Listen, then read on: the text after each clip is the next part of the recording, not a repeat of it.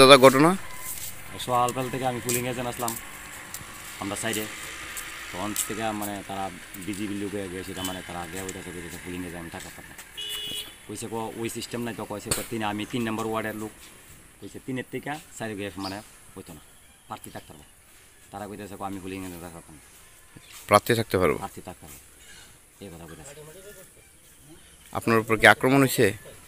আক্রমণ হয়েছে বাইক গিয়েছে আমার। আচ্ছা এইখানে কইতাছে যে আপনি অভিযোগ করতেছেন যেটা যে প্রার্থী থাকতে পারবো পুলিং এজেন্ট থাকতে পারতো না। আবার মনিরাম পাড়ার একটা আমরা অভিযোগ পাইলাম আপনার এলাকারই যে ওইখানে প্রার্থীদের বুটই দিতেছে না। বুটই দিতে পারতেছে মানে বুট একদম দিতে পারতেছে সব জায়গায় কি এই ধরনের বডি চলছে? কয়টা নাগাদ হয়েছে ঘটনা? 3 গান হয়েছে ঘটনা। কয়টা নাগাদ? তো 7টা লোক। পুলিশ প্রশাসন নাই ওইখানে? পুলিশ প্রশাসন নাই, কম থাকলেও তারা কিছু শব্দ করে না। পুলিশ দাঁড়ায় দাঁড়ায় দেখতেছে। আপনার নাম? পুলিশ নাই। আমার নাম প্রদীপ মালাকা।